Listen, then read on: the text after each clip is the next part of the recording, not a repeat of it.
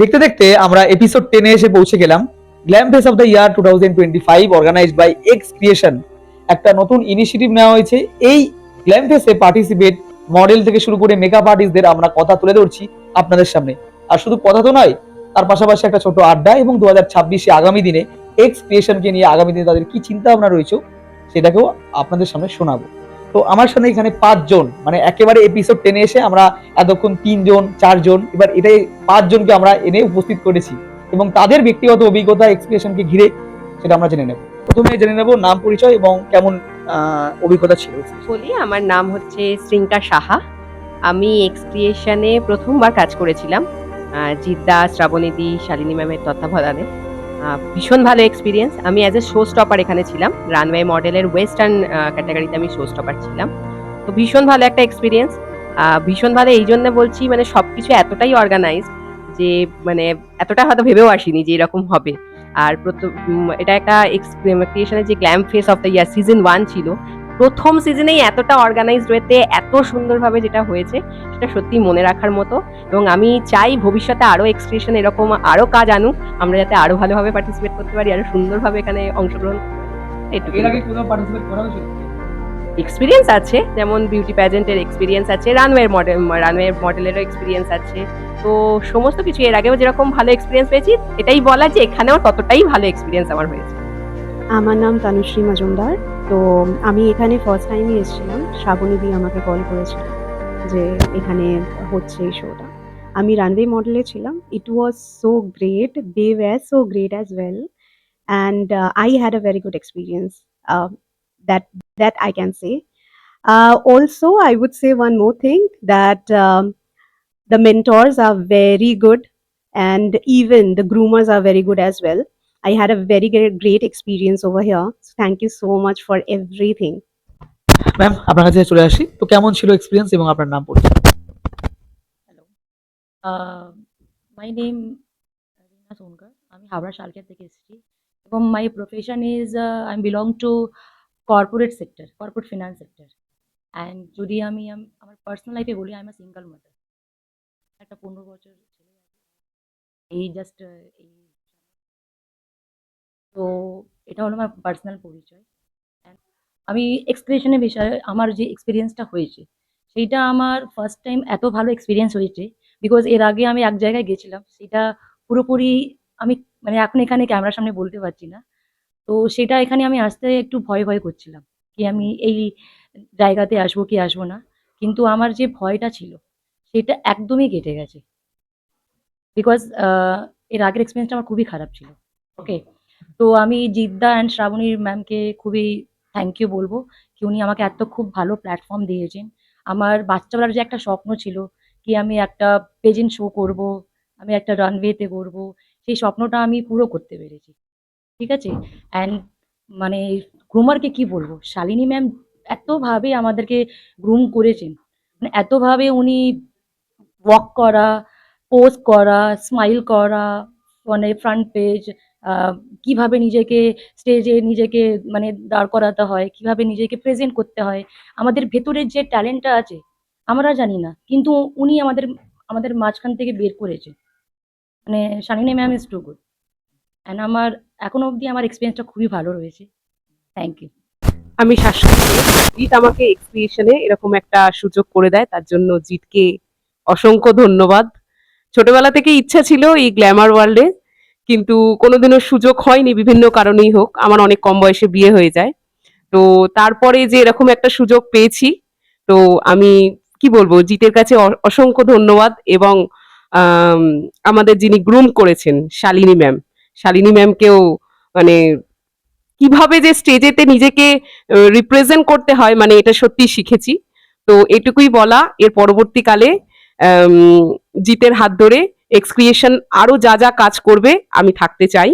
এবং আমার এক্সপিরিয়েন্স খুব ভালো, মানে ভীষণ ভালো, আমি খুব খুশি। Thank you.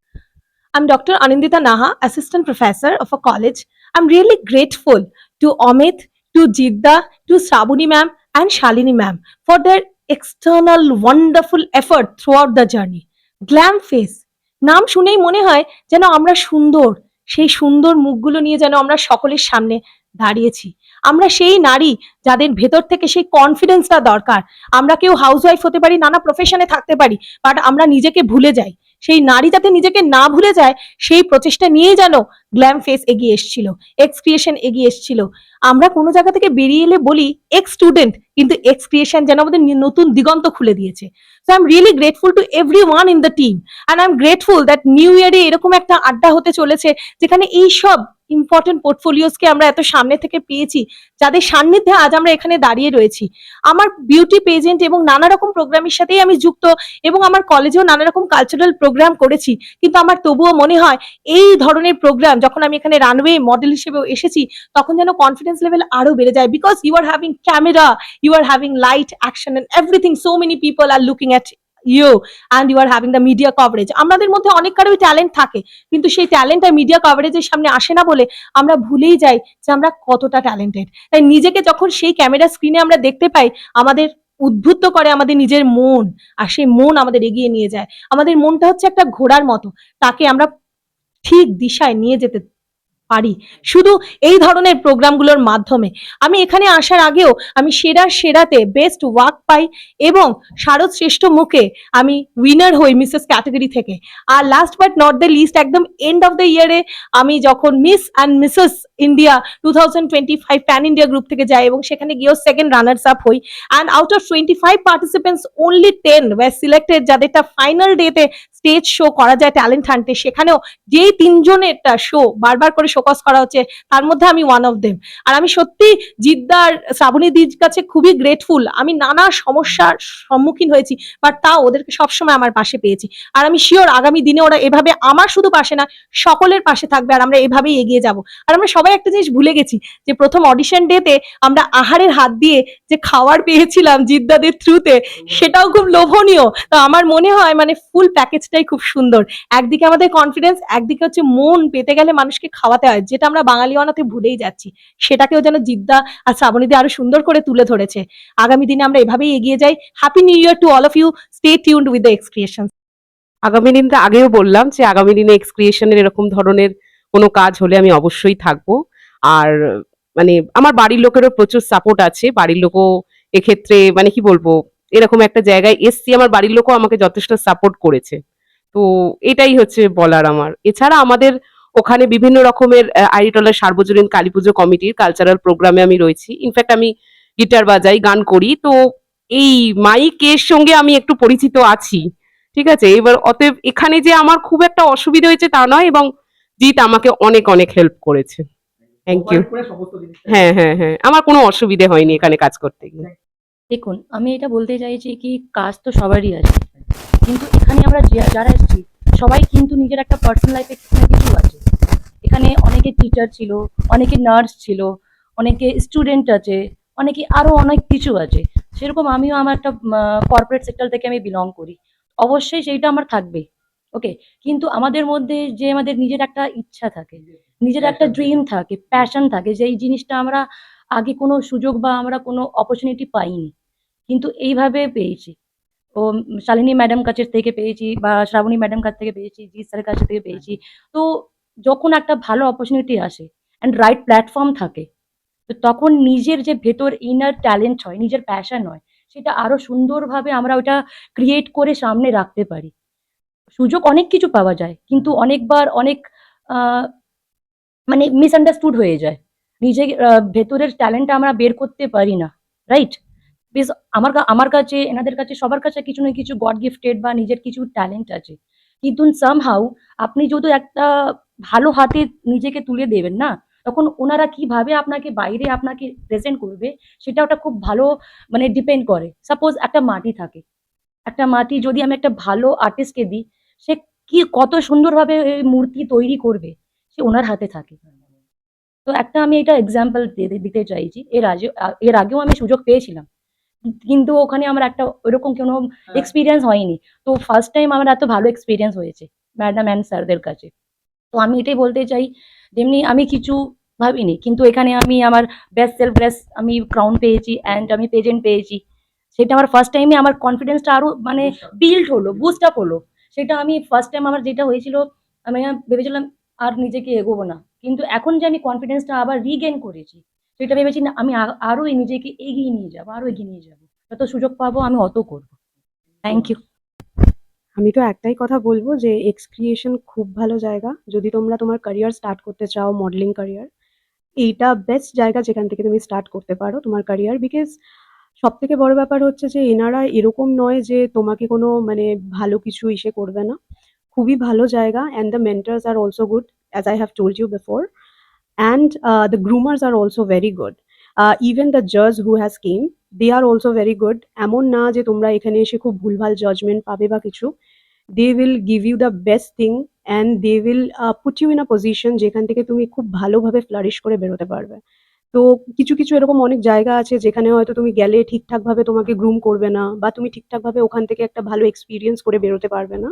বাট দেন তুমি এখানে আসলে আমি বলবো যে একদম বেস্ট এক্সপিরিয়েন্স পাবে। অ্যান্ড তুমি যদি তোমার লাইফ স্টার্ট করতে চাও, নিজের ক্যারিয়ার স্টার্ট করতে চাও, মডেলিং ক্যারিয়ার, তাহলে এইটা খুব বেস্ট জায়গা।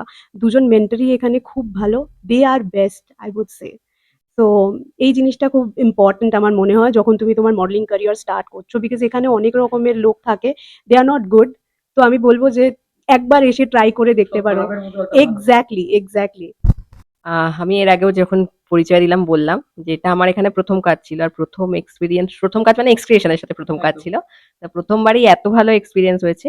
এক্সক্রিয়েশন যেটাই করুক আমি সবসময় এক্সক্রিয়েশনের সাথে থাকতে চাই। আর নিজের মডেলিং কেরিয়ার একদম আমি হয়তো একটু দেরিতে শুরু করেছি, আমিও অন্যদের মতো কর্পোরেট সেক্টর থেকেই বিলং করি। তো কিন্তু যেহেতু আমি প্রথম থেকে একটু ভালো এক্সপিরিয়েন্স পেয়েছি, আমার এনার্জি অবভিয়াসলি সবসময় রয়েছে, বুস্ট আপ আমি হয়েই থাকি। তো এখানে যাই হবে এক্সক্রিয়েশন আমার আমার কাছে এমন একটা ভরসার জায়গা যেখানে এক্সক্রিয়েশনের সাথে আমি সবসময় থাকতে চাই। এক্সক্রিয়েশন যেটাই করুক আমি তার সাথে আছি।